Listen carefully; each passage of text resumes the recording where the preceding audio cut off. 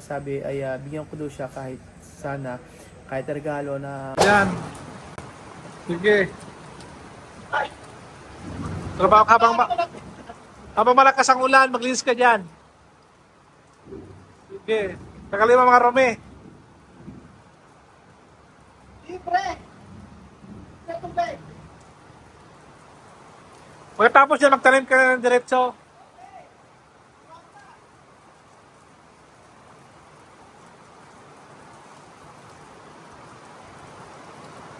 Tapos Karawil, oh. Libre yung ulan, libre yung tubig. Tama yan.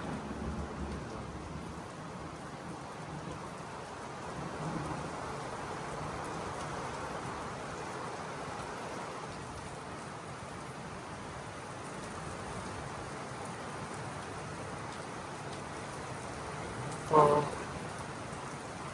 Yan pa dito, oh. Marumi. Yan, oh.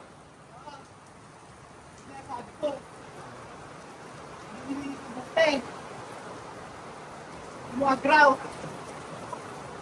Hindi naman lumagraw.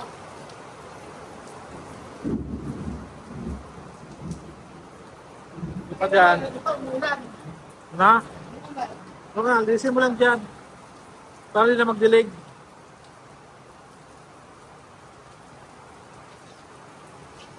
Yan, sige pa. Libre! Kuskus ka naman mabuti. Sorry, boss! Yan, pangaraw pa. Ano ba kaya? Di ba magkasakit ako? Ay, lakas ang ulan.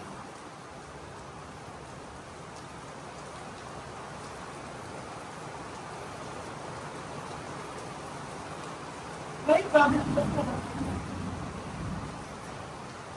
Mahirap tanggalin. Ha? Lumagraw, mahirap tanggalin. Oo. Kukuha niya, kaskasin yan eh, ng pangkwa, scraper. Oh.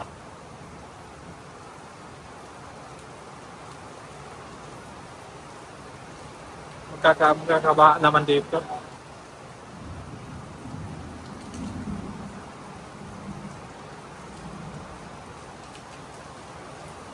Sige pa, trabaho pa.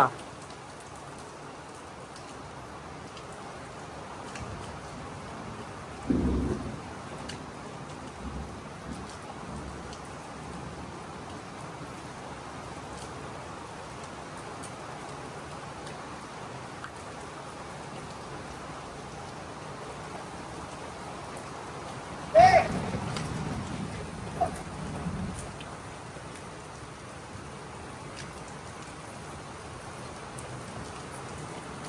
Nasira na tayo yung map. Hala, sinira mo na. Eh! Eh! Ah!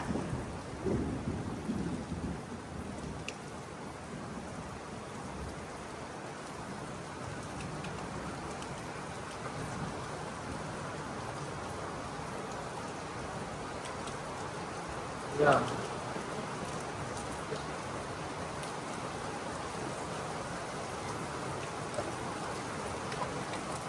Magtanim ka kaya doon? Magtanim ka na doon.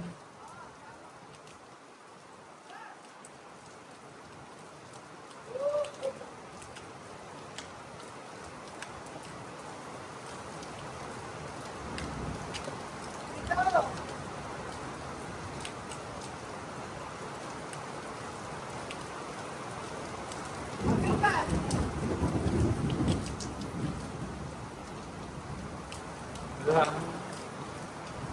Higit pa. At wala ito yung halaman.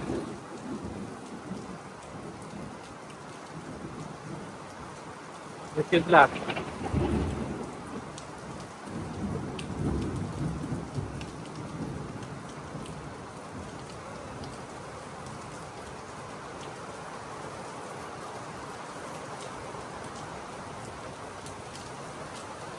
Yan. Makulang.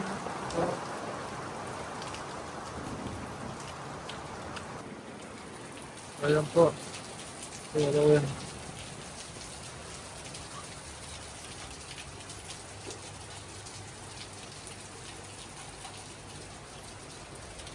Ayan, sige pa.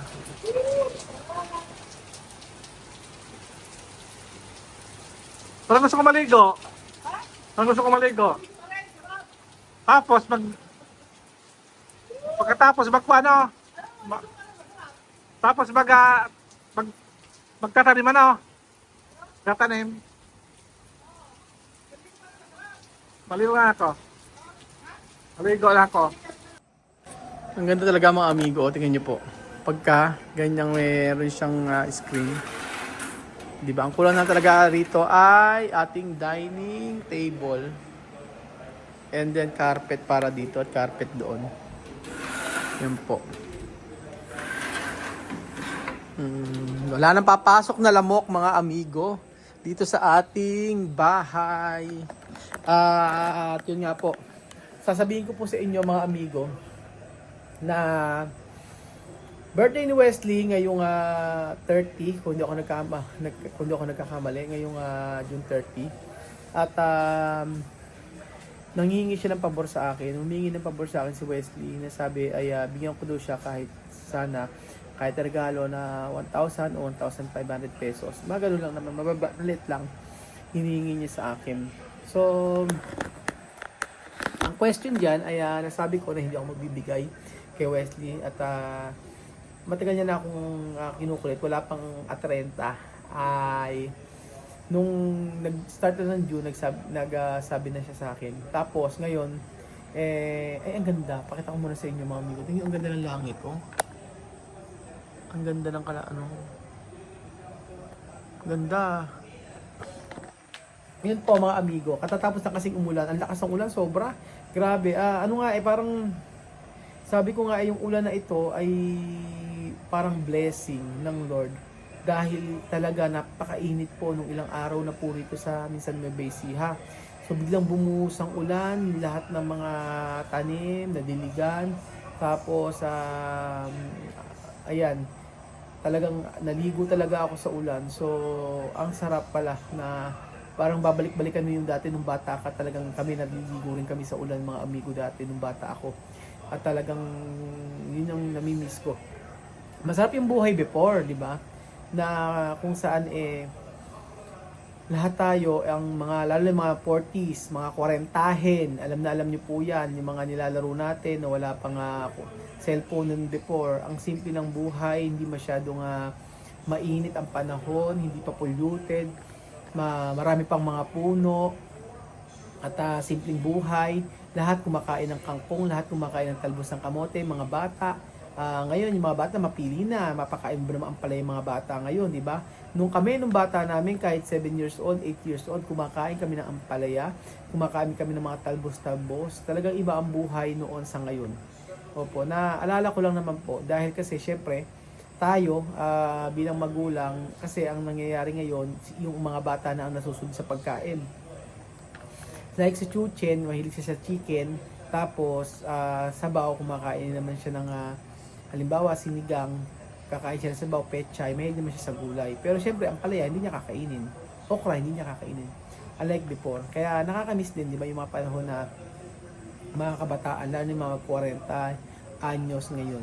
Yung mga pinanganak noong 1980, 81, 82, 83, 84, 85. Yun po. Kami mga millennials. Abot pa kami sa millennials, mga amigo. Yun po mga amigo, about po yung huling hiling ni Wesley sa akin.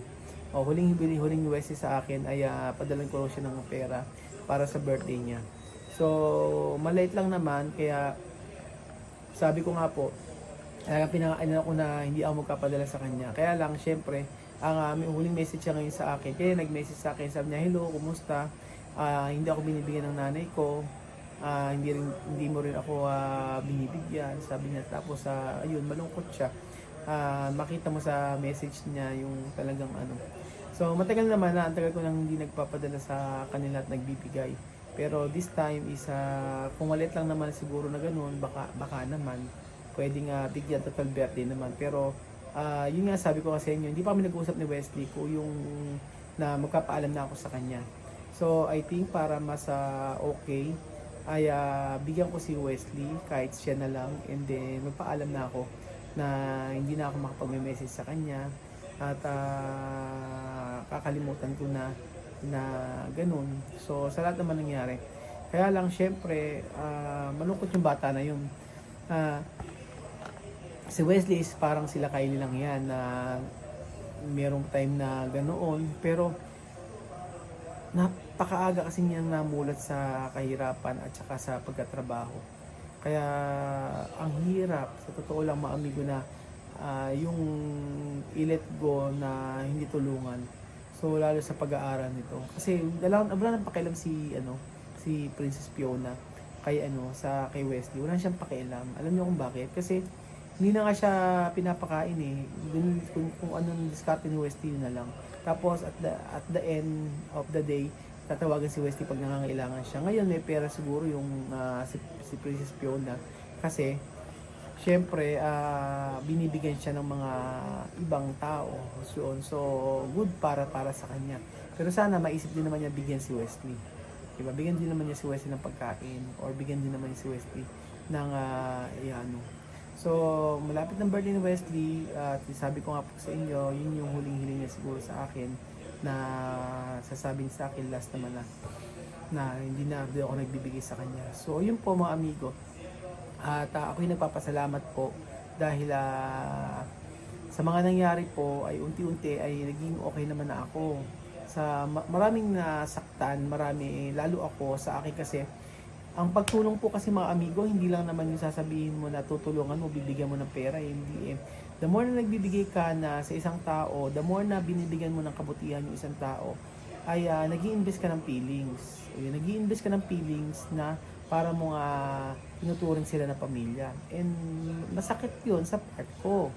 Sobrang sakit yun sa part ko, kasi nag-invest ako ng feelings na tinuturing ko sila na pamilya. Tapos ganito ang nangyari. Kaya hindi nyo, yung lahat ng pag-iyak ko na nakikita nyo, ay yun po ay iyak na nasasaktan. Kaya po sabi ko nga po, yung pag-alis ni Wesley dito, yung pag-iyak ko, sobrang na-hurt ako. Kaya wag niyo pong sabihin sa akin na mag-move on ako sa mga ganyang bagay. Yes, madali po mga amigo sabihin mag-move on, pero pagka naiisip mo yun, ma-hurt at ma-hurt ka, masasaktan ka.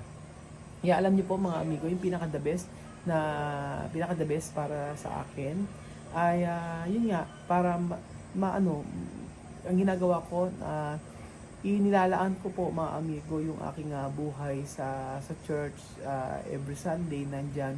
And then gusto kong ayusin yung church po namin mga amigo, at nawa ay yun na lang, na totoo lang, kailangan naming ayusin. So ako po ay hindi ako humihingi never ako mag-ask ng something sa inyo. Pero sabi ko nga po, the time na si Lola Eden ay na low blood at nagkandahilo-hilo sa church, sabi ko hindi po pwedeng ganoon. Dapat lahat, yung bahay panambahan, ang simbahan ay dapat ay maayos at may aircon, lahat ay komportable para magpuri sa Panginoon. So, yun po mga amigo. So, anyone na gustong never ako ako ay tutulong at paayusin namin church. Kaso nga lang, syempre, marami pang dapat ayusin. So, sa akin, mga amigo, gusto ko tulungan at gusto kong ayusin yung church hanggang sa mas mapaayos at maging komportable ang lahat sa pagsamba sa ating Panginoong Jesus. So yun po mga amigo, huling-hiling ni Wesley, at bago magpaalam sa kanya, siguro hindi naman malaking bagay, hindi naman malaki, pero parang mga bata lang yan, parang sila Kylie, sila Nisma, na may hurt ako at pilit mong kakalimutan sila, pero sa puso mo masakit magpaalam sa isang tao, sa mga tao na minahal mo at tinuring mong pamilya. Hindi po ganun kadali para sa akin. At madali ako magsalita, magbitaw ng isang bagay na dahil sa aking nararamdaman. Pero sa huli mga amigo ay hindi nangyayari dahil na na nagiging okay o nagiging okay po ako. So ayun po mga amigo, thank you so much po sa panonood ng episode na ito at God bless po. Bye bye.